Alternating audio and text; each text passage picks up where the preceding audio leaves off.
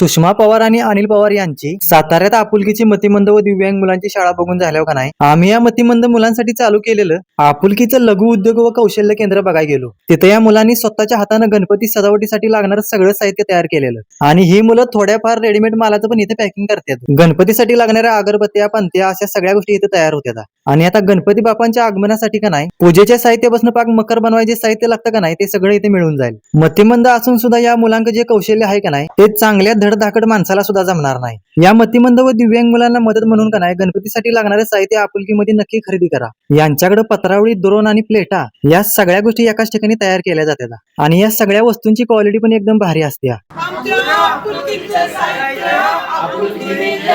ही मुलं एवढी आवर्जून सांगतात का नाही तर आपुलकीला एकदा नक्की भेट द्या बरं का. आणि मग या मतिमंद मुलांच्या शाळेला जर कोणाला आर्थिक मदत करायची असेल तुमच्या मदतीमुळे या मुलांना जीवनात मोठं होण्याची संधी मिळेल. आणि महत्वाचं म्हणजे ही आपुलकीची मतिमंद शाळा आणि आपुलकीचं लघु उद्योग केंद्र का नाही पुणे बेंगलोर मेन हायवेला का नाही साताऱ्यातनं पाचवड मध्ये याचं तिथेच हायवेला दिसेल तुम्हाला.